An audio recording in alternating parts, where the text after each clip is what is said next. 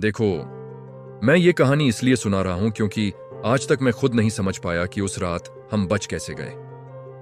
मैं और मेरा दोस्त राहुल एक छोटे से काम के सिलसिले में एक दूर दराज इलाके की तरफ निकले थे। रास्ता नया था, मोबाइल नेटवर्क गायब, और शाम होते होते गाड़ी एक अजनबी गांव के पास खराब हो गई। गांव का नाम था कंकालपुर। नाम सुनकर ही राहुल ने मेरी तरफ देखा और बोला, भाई नाम ठीक नहीं लग रहा। मैं हंस दिया, नाम से क्या होता है यार। काश उस वक्त हम वापस लौट गए होते। हम गांव में दाखिल हुए। दिन का आखिरी उजाला था। लोग हमें अजीब नजरों से देख रहे थे। ना कोई मुस्कान, ना कोई सवाल, बस घूरती हुई आंखें। मैंने एक बूढ़े आदमी से पूछा, भाई यहां कोई ढाबा या रहने की जगह मिलेगी क्या? कि वो आदमी कुछ देर चुप रहा, फिर बोला, रात यहां मत बिताना। राहुल हंस पड़ा, क्यों, भूत आते हैं क्या? बूढ़े आदमी का चेहरा अचानक सख्त हो गया। उसने धीरे से कहा, हां आती है। शाम होते होते पूरा गांव बदल गया। जो लोग बाहर थे सब अपने अपने घरों में घुस गए। दरवाजे बंद, खिड़कियां बंद, और कुछ ही मिनटों में पूरा गांव सन्नाटे में डूब गया। ऐसा सन्नाटा जो कानों में शोर बन जाए। हम एक पुराने मकान में रुके। वो मकान गांव के आखिरी छोर पर था। राहुल ने फुसफुसा कर कहा, कुछ गड़बड़ है यार। मैंने कहा, बस रात काट लेते हैं, सुबह निकल जाएंगे। लेकिन मन के अंदर डर बैठ चुका था। करीब 11 बज रहे थे। तभी हमें बाहर से घुंघरुओं की आवाज सुनाई दी। छन छन छन। राहुल उठकर खिड़की की तरफ गया। मैंने उसका हाथ पकड़ लिया, मत देख। लेकिन उसने देख लिया। उसका चेहरा सफेद पड़ गया। वो चल नहीं रही। उसने कांपती आवाज में कहा, वो घिसट रही है। मैंने हिम्मत करके खिड़की से झांका। गली में एक औरत थी, बाल सामने लटके हुए। चेहरा नहीं दिख रहा था, लेकिन जो सबसे डरावना था, उसके पैर पीछे की तरफ मुड़े हुए थे। हां, पूरी तरह उलटे। तभी एक घर से बच्चे की रोने की आवाज आई। औरत वहीं रुक गई, फिर हंसने लगी। ऐसी हंसी जैसे कोई हड्डियां चबा रहा हो। अगले ही पल रोने की आवाज बंद। हम दोनों एक दूसरे को देख रहे थे। कुछ बोलने की हिम्मत नहीं थी।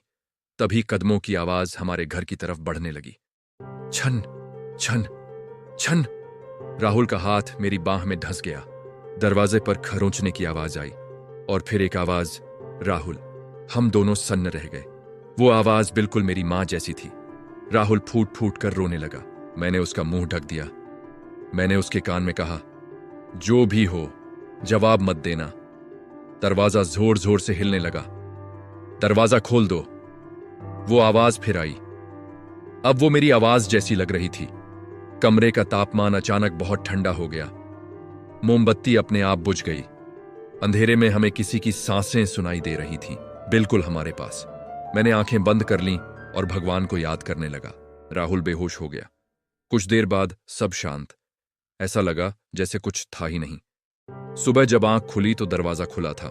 बाहर गांव वाले खड़े थे। उनकी आंखों में अजीब सी उदासी थी। एक और बच्चा उस रात नहीं बचा था। उसकी गर्दन पीछे मुड़ी हुई थी।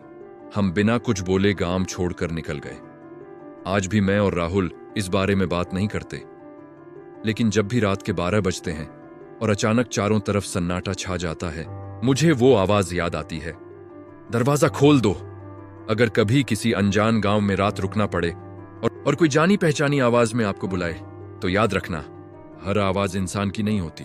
और ये बात मैं आज भी हर रात खुद को याद दिलाता हूं, क्योंकि हम उस गांव से शरीर से तो निकल आए थे, लेकिन हमारा दिमाग वहीं कहीं पीछे छूट गया था।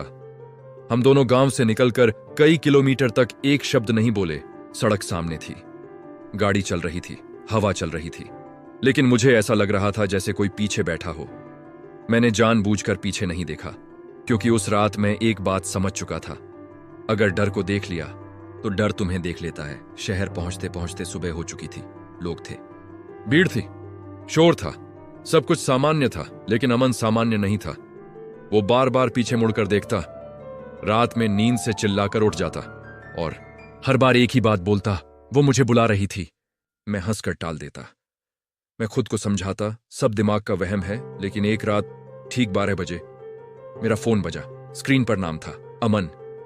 मैंने कॉल उठाया। उधर से कोई आवाज नहीं थी, बस धीमी सांसें और फिर एक आवाज, दरवाजा खोल दो। मेरे हाथ कांपने लगे क्योंकि वो आवाज अमन की नहीं थी। फोन मेरे हाथ से गिर गया। दिल इतनी तेज धड़क रहा था जैसे बाहर निकल आएगा। अगली सुबह खबर मिली, अमन मर चुका था अपने कमरे में। दरवाजा अंदर से बंद था और उसकी गर्दन पीछे की तरफ मुड़ी हुई थी। डॉक्टर बोले हार्ट अटैक। पुलिस बोली कोई सबूत नहीं, लेकिन मैं जानता हूं वो रात वो आवाज उसे वापस ले गई। आज भी जब रात के सन्नाटे में कोई आवाज मेरा नाम लेती है, मैं जवाब नहीं देता। मैं सांस रोक लेता हूं, आंखें बंद कर लेता हूं और खुद से बस यही कहता हूं, हर आवाज अपनी नहीं होती और हर बार बोलना जरूरी नहीं होता। कभी कभी चुप रहना ही जिंदा रहने का तरीका होता है। मिलते हैं किसी नए वीडियो में नए कहानी के साथ। तब तक हमें सब्सक्राइब और फॉलो जरूर कर ले।